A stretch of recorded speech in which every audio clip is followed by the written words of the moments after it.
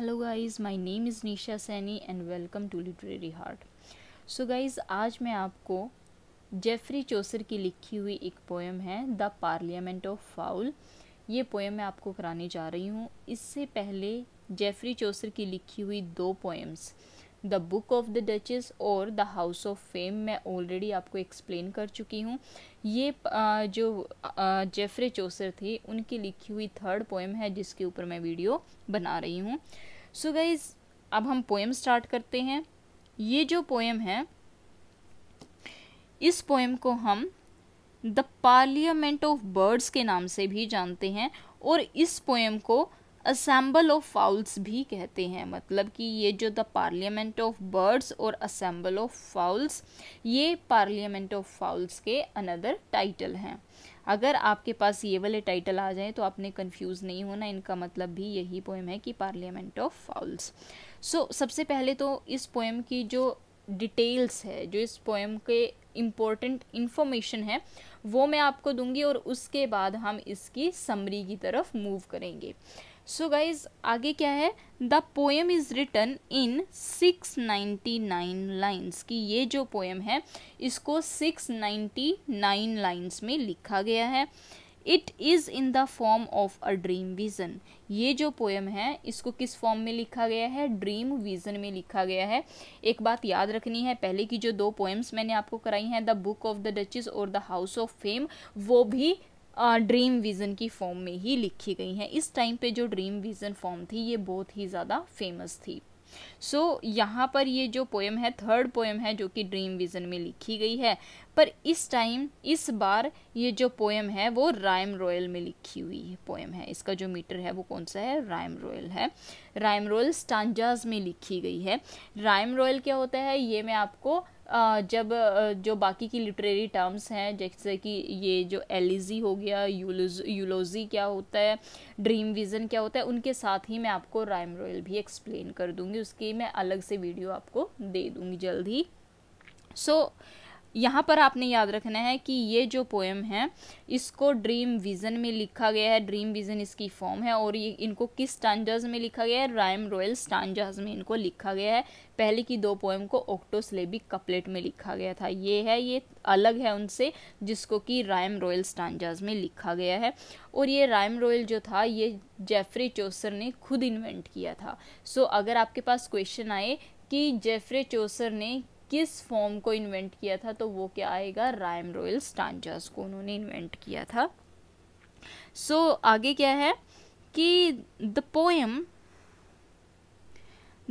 Is one of the first reference to the idea that Saint Valentine's day was a special day for lovers. मतलब क्या हुआ कि ये जो poem है यहाँ से पहला रेफरेंस मिलता है, पहली बार ये आइडिया मिलता है कि ये जो सेंट वैलेंटाइन डे है ये लवर्स के लिए एक स्पेशल डे है। मतलब क्या है कि आज से पहले वैलेंटाइन डे का कोई कॉन्सेप्ट ही नहीं था। सो जब जेफरी चौसर ने ये जो पोएम है पार्लियामेंट ऑफ फाउल ये लिखी, इस पोएम में इन्होंने सेंट वैलेंटाइन डे को सेलिब्रेट किया था। सेंट वैलेंटाइन डे के दिन जो लवर्स थे वो अपने लिए मेट चूज करते थे। सो यहाँ से ही मोस्ट प्रोबेबली वैलेंटाइन डे वाला जो कॉन्सेप्ट है वो उठाया गया था और उसको आज तक हम सेलिब्रेट करते हैं वैलेंटाइन डे को। सो it is not clear, but it is believed that the concept of Valentine Day is taken from Geoffrey Chaucer's poem. So आगे क्या है? This poem written to celebrate the marriage of King Richard II and Anne of Bohemia in 1382. ये जो poem है वो किस लिए लिखी गई थी? इस पोएम को लिखने का पर्पस क्या था? जब ये पोएम लिखी गई थी तो उस टाइम पे जो रिचर्ड टू था उसका एन ऑफ बोहेमिया के साथ एंगेजमेंट की बातचीत चल रही थी। उस बातचीत पे, उस एंगेजमेंट के टाइम पे ही वहाँ से आइडिया लेकर जो चौसर है उन्होंने ये पोएम लिखने के बारे में सोचा। मतलब कि उस टाइम पीरियड से इंस्पायर होकर ही जो चौसर थे उन्होंने इस पोएम को लिखने के बारे में सोचा। अगर आपके पास क्वेश्चन आए कि ये किस मौके पर लिखी गई थी पोएम, तो किस टाइम पे लिखी गई थी? Marriage of King Richard two and Anne of Bohemia, और किस ईयर में लिखी गई थी? 1382 में लिखी गई थी। सो आगे है the poem relies upon the beast fable tradition, कि ये जो पोएम है ये बीस्ट फेबल ट्रेडिशन से के ऊपर लिखी गई है। अब यहाँ पर आपको पता होना चाहिए कि बीस्ट फेबल एग्जैक्टली क्या होता है। सो बीस्ट फेबल हम किसको बोलते हैं? जो बीस्ट फेबल है एक ऐसा प्रोज या वर्स फेबल होता है, मतलब कि एक ऐसी स्टोरी होती है जहाँ पर एनिमल्स को एज अ करेक्टर यूज़ किया जाता है, और उनमें, और जो एनिमल्स होते हैं, एनिमल करेक्टर होते हैं, उनमें वो सारे इमोशंस और वो सारी फीलिंग्स होती हैं जो कि एक ह्यूमन बीइंग में होती हैं, and they also have the motive like human beings. मतलब कि बीस्ट फेबल क्या हुआ? बीस्ट फेबल एक ऐसी स्टोरी होती है जहाँ पर एनिमल्स को या बर्ड्स को एज अ करेक्टर किसी स्टोरी में यूज़ किया जाता है, और वो ह्यूमन बींग्स की तरह उन सभी इमोशंस को फील करते हैं, उनके अंदर वो सारी फीलिंग्स होती हैं जो कि एक इंसान में होती हैं। इस तरह का जो ये ट्रेडिशन था एक पोएम लिखने का, इसको हम किस नाम से जानते हैं? बीस्ट फेबल इसको बोला जाता है। सो ये एक इम्पॉर्टेंट कॉन्सेप्ट है जो आपने याद रखना है। सो आगे क्या है? The poem begins with the narrator reading Cicero's dream of Scipio. मतलब कि ये जो पोएम है जब ये स्टार्ट होती है उस टाइम पे जो नरेटर है, नरेटर एक बुक पढ़ रहे होते हैं, और वो बुक कौन सी है? वो सिसरो की लिखी हुई एक बुक है जिसका नाम है dream of CPO. So dream of CPO एक बुक है, ये आपने याद रखनी है कि इस पोएम के स्टार्टिंग में नरेटर कौन सी बुक पढ़ रहे थे? सिसरो की लिखी हुई ड्रीम ऑफ सीपीओ। ये बहुत ही इम्पोर्टेंट है। सो इसके बारे में जितनी भी इंफॉर्मेशन थी वो मैं आपको प्रोवाइड करा चुकी हूँ। अब मैं समरी की तरफ जाती हूँ, इसकी मेन समरी जो है वो मैं आपको करा रही हूँ। सो बेसिकली ये जो समरी है, ये जो पोएम है, इसको 3 पार्ट्स में हम मान करके चलते हैं कि 3 पार्ट्स में इसको डिवाइड किया गया है। जो फर्स्ट पार्ट है इसमें नरेटर खुद पर कमेंट करता है, और जो बुक वह रीड कर रहा है उसके बारे में बताता है। मतलब क्या है कि फर्स्ट पार्ट में जो नरेटर है वह खुद के बारे में बात करता है कि वो क्या कर रहा था, वो किस तरह का पर्सन है। सो जब हम सेकंड पार्ट की तरफ मूव करेंगे, सेकंड पार्ट जो कि ड्रीम का फर्स्ट पार्ट है, मतलब कि ड्रीम जो सेकंड पार्ट है हमारा इस पोएम का, यहाँ से एग्जैक्ट समरी शुरू होती है, बिकॉज फर्स्ट पार्ट में तो प्रोलॉग की ही बात की गई है। जो फर्स्ट पार्ट है वो एक तरह का प्रोलॉग है जिसमें जो नरेटर अपने बारे में ही बात करता है। जो ये हमारा सेकंड, एज सच इस पोएम को पार्ट्स में डिवाइड नहीं किया गया, ये मैं अपनी तरफ से आपको इजी बनाने के लिए, समझाने के लिए ये मैं आपको बता रही हूँ कि ये जो दूसरा हिस्सा आएगा, जिसको दूसरे हिस्से में क्या है पोएम के, कि जो ड्रीम का फर्स्ट पार्ट है वो बताया गया है। नरेटर एक सेडक्टिव गार्डन में एंटर करते हैं इस पार्ट में। सो फिर थर्ड पार्ट आएगा। थर्ड पार्ट क्या है? थर्ड पार्ट में जो नरेटर है वह बर्ड्स के बीच में हो रही डिबेट को देखते हैं, और उसको देखकर वो एक्सपीरियंस करते हैं। सो अब मैं डिटेल में आपको बताने जा रही हूँ। ये इसको मैंने छोटा आपको ब्रीफ करके बताया है ताकि आपके माइंड में एक आउटलाइन बन सके। अब मैं डिटेल में आपको पोएम की समरी बता रही हूँ। इसमें क्या होता है कि जो नरेटर है वो बताते हैं कि वह सदा बुक्स में डूबा रहने वाला एक ऐसा व्यक्ति था जिसको लव का कोई भी एक्सपीरियंस नहीं था। वह बताता है कि वह सिसरो की लिखी हुई बुक जिसका नाम है ड्रीम ऑफ सीपीओ, वो बुक जो नरेटर है वो रीड कर रहा है, जहां लेट सीपीओ द एल्डर, जहां पर जो सीपीओ द एल्डर है एक गार्डन में अपीयर होते हैं ताकि वह सीपीओ जो उनके ग्रैंडसन हैं, ग्रैंडसन को वर्ल्ड दिखा सके, दुनिया दिखा सके और सबकी भलाई के लिए जीना सिखा सके। मतलब क्या है कि यहाँ पर जो उनके दादाजी हैं, जो जिनका नाम है सीपीओ द एल्डर, वह अपने ग्रैंडसन, जिनका नाम, ग्रैंडसन का नाम भी सीपीओ है, सीपीओ के लिए वो एक गार्डन में अपेयर होते हैं ताकि वो उनको इस दुनिया की सच्चाई बता सके और उनको इंसानियत के लिए जीना सिखा सकें।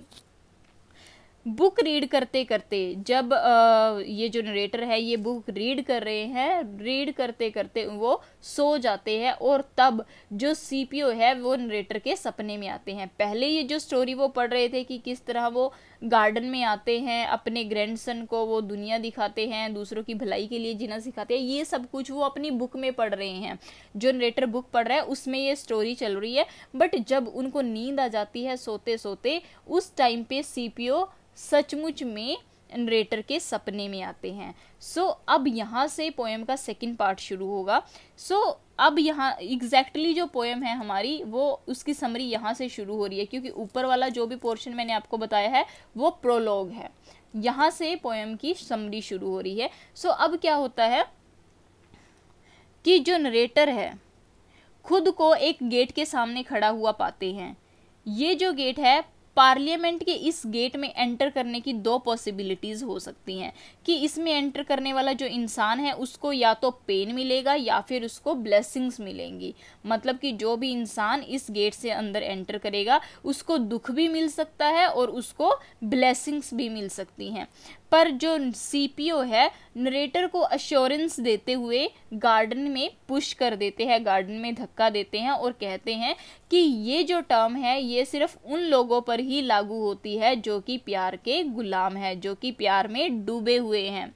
जब जो नरेटर है गार्डन में एंटर करते हैं तो वह खुद को एक बहुत ही सुंदर गार्डन, जहाँ पर जो झरने हैं वो बह रहे हैं और जहाँ पर जो बर्ड हैं वो जो बर्ड्स हैं वो गाना गा रहे हैं, चहचहा रहे हैं, वहाँ पर ऐसे गार्डन में खुद को पाते हैं। जो नरेटर है उसके बाद उस गार्डन को वो एडमायर करते हैं, उसकी ब्यूटी को देखते हैं और उसके बाद जो नरेटर है वो एक टेम्पल में एंटर करते हैं और वो जो टेम्पल है वो किनका है, गॉडेस वीनस का वो टेम्पस है। सो वीनस के टेम्पल में जो नरेटर है वो गार्डन करते हैं, एंटर करते हैं। सो जब वो टेम्पल में एंटर करते हैं वो देखते हैं कि वहाँ पर क्या क्या वो फील करते हैं, साई ऑफ डिज़ायर्स की जो साई है वो उनको सुनने को मिलती है। और जो फेमस लोग जो कि प्यार में सफ़र कर चुके हैं, प्यार में जो बहुत ही ज़्यादा दुख भोग चुके हैं, ऐसे लोगों की पिक्चर से, ऐसे लोगों से वो जो टेम्पल है वो पूरा का पूरा भरा पड़ा था। नरेटर गॉडेस वीनस को उस टेम्पल में देखते हैं और टेम्पल से वो बाहर चले जाते हैं। यहाँ पर सेकंड पोर्शन ख़त्म हो गया। अब हमारा लास्ट सेक्शन जो है यहाँ से शुरू होगा। तो लास्ट सेक्शन में क्या होता है, लास्ट सेक्शन में नरेटर देखता है कि जो नेचर है वह हर प्रकार के बर्ड से घिरी हुई है। मतलब क्या हुआ, अब उस वो जो गार्डन था जहाँ पर सेकंड पार्ट में जहाँ जो गार्डन था जहाँ पर ये नरेटर था वो घूम रहा था, सो उस गार्डन के अंदर ही एक पार्लियामेंट चल रही थी। सो उस पार्लियामेंट में जो नेचर है, नेचर को भी एज अ करेक्टर यूज़ किया गया है यहाँ पर।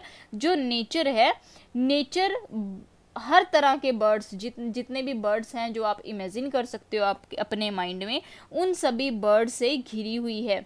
और नेचर की गवर्नेंस में जो बर्ड्स हैं, बर्ड्स में डिबेट चल रही है कि कौन सा टर्सल मतलब कि मेल ईगल, कि कौन सा टर्सल या कौन सा मेल ईगल, फॉर्मल मतलब कि फीमेल, कि कौन सा मेल ईगल फीमेल ईगल से शादी करना डिजर्व करता है। 3 मेल ईगल, जो 3 मेल ईगल हैं वो शादी का प्रपोजल रखते हैं और बाकी के दूसरे बर्ड्स इस बात पर डिबेट करना शुरू कर देते हैं कि कौन सा ईगल ज़्यादा वर्दी है। मतलब क्या हुआ, अब उस डिबेट में उस पार्लियामेंट में 3 मेल ईगल है और 1 फीमेल ईगल है। तो वो जो 3 मेल ईगल है वो सभी फीमेल ईगल को शादी के लिए प्रपोज करते हैं। जब वो शादी के लिए प्रपोज करते हैं तो बाकी के वहाँ पर जितने एनिमल्स हैं वो सब इस डिबेट में लग जाते हैं कि कौन सा ईगल है जो कि फीमेल ईगल के लिए सबसे ज़्यादा वर्दी है या सबसे ज़्यादा डिज़र्व करता है उनको। ये जो डिबेट है वो ऐसे ही चलती रहती है। लास्ट में जो डिसीजन है वो फीमेल ईगल पर छोड़ा जाता है कि जिसको भी फीमेल ईगल अपने लिए चूज़ करेगी उसी से फीमेल ईगल की शादी होगी। तो इस साल जो फीमेल ईगल है वो इस साल शादी करने से मना कर देती है, वो किसी भी ईगल को सिलेक्ट करने से मना कर देती है और वो कहती है कि मेरा जो निर्णय होगा, मेरा जो डिसीजन होगा वो मैं नेक्स्ट ईयर लूँगी, मतलब कि मैं नेक्स्ट ईयर शादी करूँगी, इस साल मुझे शादी ही नहीं करनी है। यह बात सुनकर बाकी के जो बर्ड्स हैं वो अपनी मेट्स को साथ लेकर स्प्रिंग सीजन का जो वेलकम सॉन्ग है, मतलब क्या, अपनी मेट्स को लेकर वो लोग क्या करते हैं, एक गाना गाना शुरू कर देते हैं और ये जो गाना है ये स्प्रिंग सीजन के वेलकम में गाया जा रहा है। और इस टाइम पे आकर जो नरेटर हैं वह अपने सपने से जाग जाते हैं और अपनी बुक फिर से पढ़ना शुरू कर देते हैं, जो बुक वो सोने से पहले पढ़ रहे थे, सिसरो की जो बुक थी ड्रीम ऑफ सीपीओ, उस बुक को वो फिर से पढ़ना शुरू कर देते हैं। और यहाँ पर एक बात आपने ज़रूर याद रखनी है कि जो बर्ड्स थे, बर्ड्स के बीच में जो डिबेट चल रही थी वो अनरिजॉल्व ही रह जाती है। मतलब कि कौन सी डिबेट चल रही थी कि कौन सा मेल ईगल है जो इस फीमेल ईगल को डिजर्व करता है, ये जो डिबेट थी ये अनरिजॉल्व ही रह जाती है, इसका कोई हल नहीं निकलता, क्योंकि जो फीमेल ईगल है वो कहती है कि मैं जो डिसीजन है मेरा वो नेक्स्ट ईयर आपको बताऊंगी। यहाँ पर आकर हमारी ये जो पोएम है वो ख़त्म हो जाती है। गाइज, इस पोएम से रिलेटेड जितने भी इम्पोर्टेंट फैक्टर थे, जितनी भी इम्पोर्टेंट इन्फॉर्मेशन थी वो मैं आपको प्रोवाइड कर चुकी हूँ। जो इसकी डिटेल में समरी थी, डिटेल में समरी मैं आपको करा चुकी हूँ। मेरे अकॉर्डिंग इतना आपके NTA नेट एग्ज़ाम के लिए इनफ होगा। आज की वीडियो में मैं गाइज आपको इतना ही कराऊंगी। जो नेक्स्ट वीडियो है वो मैं आपको चौसर के ही किसी और वर्क पे लेकर आऊँगी। मुझे आई होप कि आज की ये जो पोएम है ये आपको समझ आई होगी। और फिर भी अगर आपको कोई डाउट रह जाता है तो आप मुझे मैसेज करके कमेंट सेक्शन में मैसेज करके पूछ सकते हो। And guys, please like, share और सब्सक्राइब जरूर कर देना। और thank you so much for giving me your precious time.